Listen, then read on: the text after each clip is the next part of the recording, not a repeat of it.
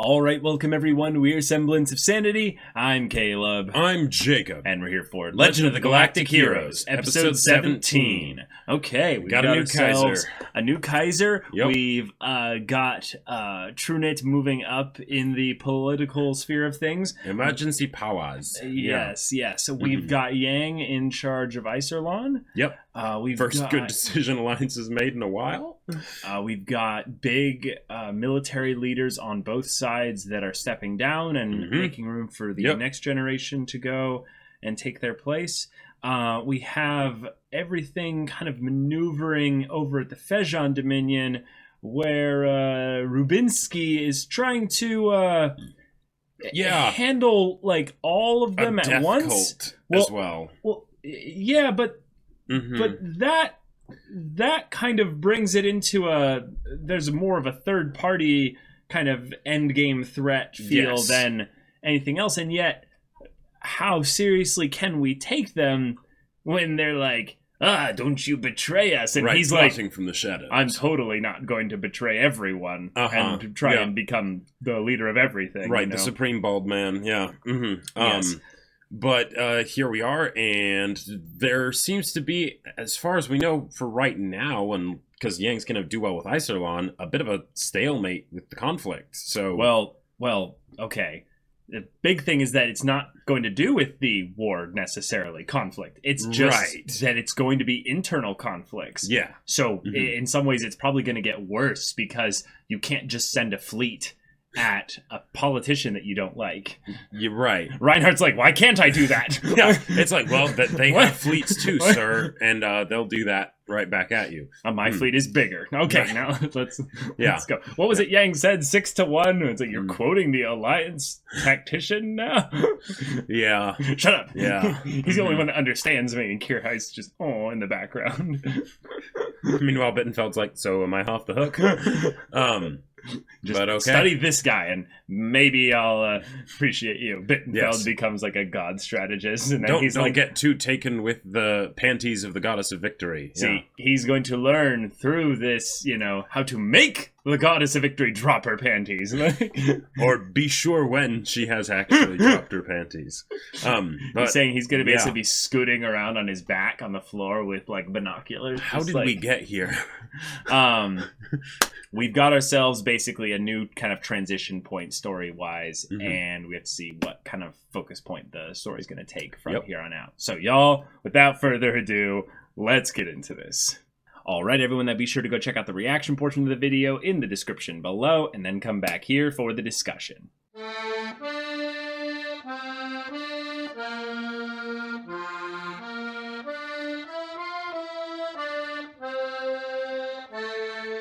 All right, we've got ourselves the new conflict. Yep. Prisoner exchange. Yeah. 2 million for each side. It's a crazy number. Yep. But, okay. There you go. Reinhardt's going to use this for political gain, for sending agents across to the Alliance side. And then also he ended up getting, just unbeknownst to him, but he ended up getting a little bit of a psychology read on Yang. Yes. Which just builds up more anticipation for them eventually meeting at some point. Like, because it's one of those things where I feel like this is the official sort of point of like, all right, so you knew they had to meet at some point, right? Right. But having Kierheist and Yang meet and just sort of like shake hands and salute each other and all that stuff and make little comments. The good boys on each side. Yeah, exactly. Especially Julian and Kierheist. Yeah, Julian and Kierheist. Cool. Kierheist is like, I can tell that you are a person of high character. Like, yeah. And Kierheist, best boy detection mode on. Oh wait, no, it's also the foreshadowing for the eventual union between the Empire and the Alliance based on the next generation. Oh, because in the ED, Julian ends up looking up at Lohengram. So it's something where because the conflict at this point, it's self-sustaining because it's been going for 150 years, right? Right. But in order for it to stop, it takes people that just look past it, kind of, right? Right. And that, I think, is what they're going at. Julian's the future. Yeah. I think also that would be the perfect way to have Yang die is that Oh, Julian sure. is the one like Yeah. good part of Yang that basically lives on into the future with the two sides finally finding some measure of peace. Well, and Kierheist too, because since he's sort of the the good boy of the Empire, right? But like, but we've basically put Kierheist on the he's dead. His list hair's a long time red, ago. like he's already he was dead. He's like marked many for blood. episodes ago. Like right. Anytime you have someone that's too wholesome in a show, it's like exactly. But Julian is probably the one that will survive. Yeah. So okay, we got ourselves a little bit of a look back again at El Facil and the incident there. That seemed a lot crazier than I remember them talking about it the first time. And I seem to remember there being some kind of something. Maybe it's just I'm conflating the bogus Alliance guy with from the movies? Yeah, from the movies. From or the what movies. Have you. Okay. Yeah, who was that guy? Okay. He was oh dang. Yeah, exactly. I'll have to go back and watch the movie again. Yeah. Anyway, El Facil is before the movies anyway. This is true. The big thing that did is that put Yang on a path to where he is right now. And there was a little discussion between Julian and Frederica about how, because that ended up happening, there's a possibility that Yang lost his chance at happiness. A lot of what would have made him a happy person was taken away by his military prowess being pushed into the limelight. Yeah. Or in some ways being him forcing to don the mantle of military prowess. Like maybe he wasn't necessarily a genius, in terms of battle tactics, but as he became recognized as an officer and being, I would say, a smart person, he grew and adapted, and Right, it's one of those things where when they mentioned that he still felt like that sort of dropout like officer, I was like, yeah, that really is what Yang's like, and it's the way that they kind of have him contrast with Lohengrin, because Lohengrom's I will conquer the universe, whereas Yang's like, all right, I mean, couldn't I just have some tea with way too much brandy and make fun of Trunit from the comfort of my home and couch, like that's basically the kind of life that he would ideally want to live. Is such a boomer in a Gen X, a Gen Y body. He's just freaking old people. Yeah. And then he's like, Yang, you're an 1,000-year-old soul. You're in a completely different time frame, discussing historical events that no one even really remembers those names of people anymore. And he's just oh, my life. Yes, you don't need to remind me. Back in my previous life, man, we had it way worse than you guys do. But it's because him actually being able to settle down, that's not something that's ever going to be able to happen, right? Probably not. It's probably never going to be able to happen, even if he somehow does survive this war, which he probably won't. He could, but he probably won't. Yeah. Because of just everything that's happening, because of trying to make it so that the bloodshed is worth it, it's just mitigating numbers at this right, point. Exactly. Yeah. Just damage control. Here he is. He does have a lot of responsibility. We got to see the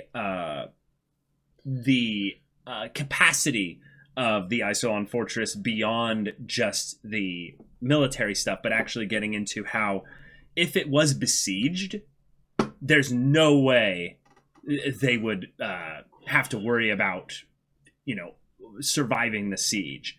Yeah, the whole place is self-sustainable. Exactly, and by the way, they have that super weapon that they can use if they need to. Right. So they wouldn't even have to sortie out their fleet. 20, probably. Was it 20,000 ships they can put inside it? Yeah, at That's most ridiculous. they might send out those ships as sort of a distraction to make sure the enemy fleet doesn't get too close while the main cannon just blows them away. Right. It's if anything, that's probably the one way that Isolon Fortress can be taken back through fleet. combat is that the attacking fleet will use the defending fleet as like a hostage bit so that they won't fire their super weapon. Like bring the fleet so close to each other that it's like, no, you won't fire that weapon. Right. You'll have to destroy your fleet in order to destroy ours. Exactly, which is why you just take pot shots at them as they get closer before you send out your fleet. Of course. I'm just talking about like, if that's if that's going to happen, that was something that I would do. Okay, Arthur Lynch, he is their agent who was someone who was there at Elf Shield but got blamed for a lot of the way things went down. Rightly so, because he just ran away with the other high-ranking officers and left everyone else to die. Yeah. So we are in a world now where Reinhard is willing to use an individual for his grand plan. And yet I gotta say, the main reason why I feel like he would actually care about this individual is not because of his personality, but just because of his knowledge as an high-ranking officer in the Alliance military. But if that's the case, is this just, have they already drilled him for information at this point? Probably. Like he's already been well, and it was 10 years ago, so any information that he would have would probably be obsolete by now. That's a good point. If you're in a war that's been this long, they would insulate their military from spies and or just informants. One of the things that is kind of funny about this though is that I feel like it's very similar to Yang's plan when he had to take Iserlon Fortress. All right, so get him to take in somebody that is a rat, and then there you go, right? You get it from the inside. You Trojan horse it, because we've been going at this for 150 years. The brute force method doesn't work, right? Right. So here's my guess is that the Earth cult being brought up again as being the primary new threat, I would say. Right. But them saying that the PKC might have just changed robes since things changed with the city and everything. Because their way of doing things didn't work. Yeah. Right. And that totally makes sense. If you have some other, banner that you can fly under, then and they were all wearing masks anyways, so and their actions that they're doing, they're not necessarily potentially going to lead to any extremist kind of things or what have you. That definitely won't happen. That never happens with a group that openly calls itself a cult. Let's be real. The funny thing is that they're probably not calling themselves the Earth Cult. That's literally what everyone calls them. Yeah. And it's just the acknowledgement of well, yes, we don't like to use the word cult. We like to use the family, the earth, family, the earth vision, or using some vague other terminology. But the fact that I've been in a lot of cults, both as a leader and as a follower, and as a member. You have a lot of more fun as a follower, but as a member, but you make more money as a leader. Yeah. But the fact that Reinhardt actually knows about the Earth cult and that they would be poised and desiring to do something along the lines of a coup, I think that's rather interesting here. Yeah. Because when Fejan was talking with them, what's Fejan's name again? Oh, Adrian Rubinsky, right. When Rubinsky, the bald, dude... Lex Luthor looking dude, right, was talking with Darth Sidious, it seemed to be something where this was cloak and dagger and no one would know that the Earth cult existed. They existed from the shadows and all that stuff and whatnot. Well, I think it's more of a thing of, do they have actual power? If they're just a religious group with a bunch of people waving posters and stuff, sure, they might have some political power, but do they have actual really strong power? Because most cults, they're after money. They're not after big political power stuff. Well, I'm guessing. Yeah, actually, this is something I was watching a video recently. There's a guy who does joke tier lists on different religious related things. Oh yeah. And he was doing one on different cults, and it was great.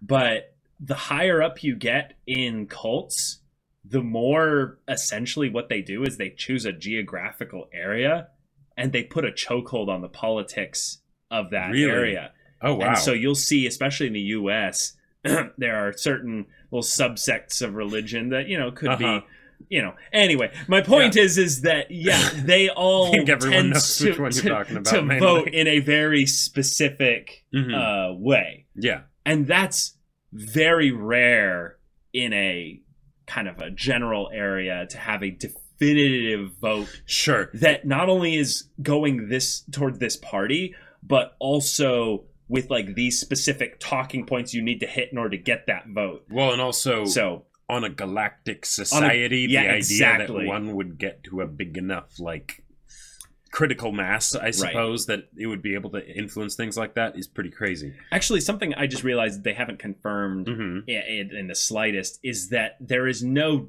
definitive sign of the Earth cult in the Empire, because that was the Fejon Dominion that at the very least was interacting with them there. And Fejon Dominion is basically the one other choke point between the Alliance and the Empire. Therefore, we don't know if there is anyone of real strong political power, what have you, in the Empire that is also a part of the Earth. Sure, with because I would say the power, Earth cult, right? Because I would say in some ways, because of some freedom of speech, in the Alliance, they would actually allow the Earth cult to continue. The Empire would probably just be like, the hell, and then just shut it down. Right, like the Earth cult's only chances in the Empire would probably be like marrying someone of right, and then talking cloak and shadow and never really, which is maybe why that's how they're interacting with Fejon. Like, well, sure, because he was a high bishop or something. So right, I mean, they probably are in both places just because whatever. Right, but they probably have more sway in the Alliance because it's a smaller area. Yeah, they have the ability to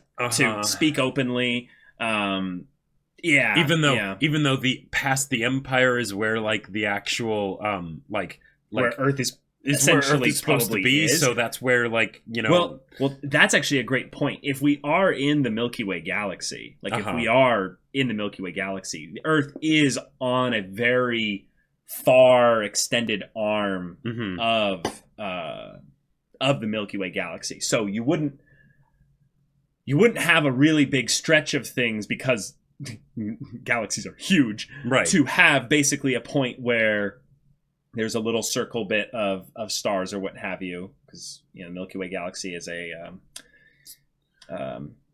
what is it called? Yeah, I forget. It's spiral. Yeah, spiral. Thank you. Oh, I've seen Gurren Lagann. Yeah, right.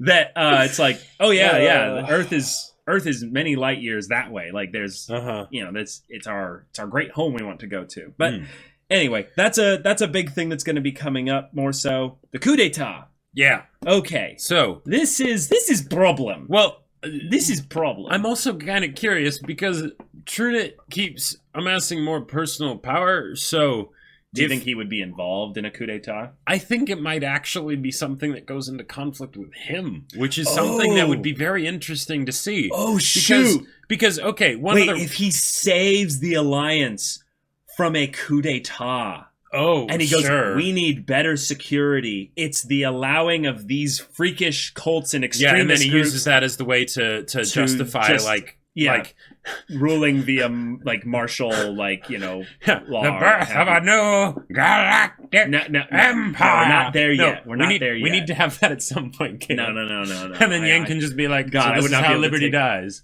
With thunderous applause. There's no way that's going to happen. Or no, Jessica would say that. But Jessica is literally that character for the story here, the idealist politician. But also, so Trunit could stop it, and then that's how he gets more power. But it could also be something where the coup d'état tries to overthrow Trunit. So that's the thing that I'm more concerned about, is that if Trunit's not involved with the coup d'état, which I could see actually very much being a thing, and that it's like.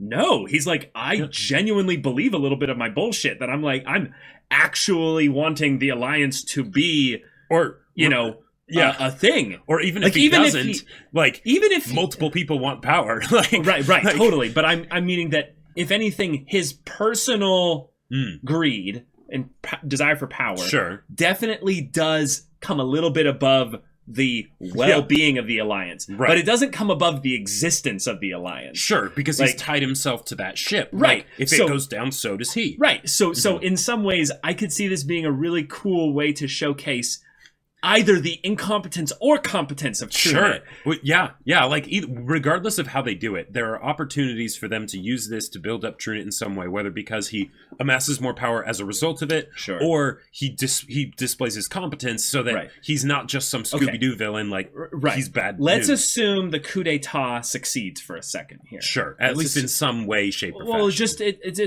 I'm not talking about the duration. I'm just saying that there's a point at which it succeeds. They take over... what's the main planet? Heineken. Heineken. Not Heineken, Yeah. Uh-huh. When that happens, the Alliance goes into a civil war. Yeah. It then comes down to, again, what it's come down to with the Alliance versus the Empire. Whose fleet is stronger? Right. Yang's fleet will not side with those doing the coup d'etat. Yeah. There's almost no way that's going to be the case. However, what the people in the Earth Cult are trying to do is they want him to join them. Now, what I am so much more impressed with the story for doing here is that typically, that main character, if only he were dead, then our dastardly plans would go into success. These guys are like, no, how could we make him join us? Now, we actually need him in order to succeed. And the question is will that actually work in some way, shape, or form? Right, because think about it this way. Rather than having it be a thing of, we're holding Heineken hostage. If you want the civilians to, you will join us. No. It wouldn't be under duress. But what if instead it was, we are protecting the Alliance from TrueKnit? Sure. And Yang basically gets forced into a situation where he has to take, because this is something I predicted a while ago, have to take on too much power. Right. He has to be temporary protector of the Alliance while we make a whole new, like maybe all the politicians and it looks a lot get like killed. A dictator. Yeah. Well, and in that time, he's like, I don't want this power. I don't want this power. Let me find people to give it to. He's like, Jessica. And they're like, nepotism. You're giving it to... And he's just like, I'm just like, fine. General elections. It's like, but then we have a bunch of incompetent idiots who are just popularity, like influencers coming in trying to take... It's like, Yang's like, hey, TrueKnit, what you got there? A knife. No! Well, one of the other things I'm kind of curious about is that given the position that Yang's in right now, the most important thing he can do in a lot of cases is keep the Iserlon Fortress, right? Well, if he ends up simple, keep it simple, right? Exactly. Stay there and do your thing, right? Because you don't want internal struggles, but you definitely don't want internal struggles while you have external struggles, right? Those two at the same time is just bad. Well, right now they don't, because he's keeping the Iserlon corridor secure. Right? If it ends up being something where he has to leave the Iserlon Fortress in order to go help stabilize things in, near the capital, that'll get passed along to the Empire, and that is something that Reinhardt would absolutely take advantage of. I do think, though, that Reinhardt is not in a situation where he's thinking, once this coup d'etat happens, I will send my fleet immediately to the Alliance. Though. Yeah, like he has his own deals that he's needing to work through in the Empire. Right. So in some ways, the way that this actually benefits someone the most is Rubinsky, because this is all just cost. Yeah. This is all just time and money being spent. Yep. So they become even more indebted potentially to the Fejon Dominion to rebuild after a civil war. Oh boy. And even if it's not something where fleets are sent against fleets, which I definitely think could happen if a coup d'etat actually succeeded, but you end up maybe needing also a little bit of leadership. And this is the part that I think gets really freaky. Is that I think if they had a coup d'etat, I think Yang would be able to figure it out. I think Yang would be able to figure out how to keep things from getting into full anarchy craziness. Like if Yang was in charge of the coup d'etat? No. Meaning that he would be able to help someone else, combine his efforts as a military tactician. Yeah, with someone who's a team up or something. Or something, basically. Some kind of social expert, some kind of politician, some kind of leader, what have you. But when they basically realize that we now have to deal with the Empire and they come to the Fejon Dominion for aid or what have you, he's like, yeah, I think that's great, but I want a little bit of a direct decision-making kind of influence. Maybe that's not really his style. Yeah, I think he just let the interest accumulate. Like, you think so? Yeah, like his... Because I could see him actually like pulling a play to become a politician within the Alliance. But I feel like at that point he has an official target on his back. I feel like if he's declared a side in the... Yeah, exactly. Oh, sure, I feel like what his play here is, if this were a game of civilization, right? And you have 3 nations, 2 of them are going to war, and they've been going to war for forever, and the economy and culture and everything suffers for it. Then he's over here just like, money, make things. He's just advancing. And then eventually he's going to do the space race victory. Right, he'll do the space race victory. He'll do something, he'll just swallow up the others because of just him doing his own separate game. But what you're saying is actually that he won't swallow up the others. It's just that, no, he'll just play his own game, earn the interest. Yeah, won't ever intervene militarily. Exactly, because he doesn't need to. Then maybe I'm thinking almost a bit too kind of potentially far in advance, because I see a future where you can't just build ships ad infinitum. Eventually, your production rate slows down too Eventually, much. there comes to a point where there's a transition period where he has enough money, essentially, that he's now establishing his own super country or whatever. Or what have you. And then, then it's, are they completely beaten by that point? And does it happen sort of in the quiet dead of night and no one realizes it? Or is it, oh no, now we must unite to beat our common foe or something? And we know that his goal is different from the Earth cults. The Earth cults is literally a death cult. Right. It's just have them both just die. As punishment for the forsaking of Earth. Yes. Yeah. Says you're a heretic. Deus vult. Yeah. Earth wills it. That actually makes me think it's more something political than actually with regards to the war. Then that he doesn't want the war to go on forever. Right. I get the feeling that what he wants is for his way of life to continue and just bigger, better, more, and just take over everything.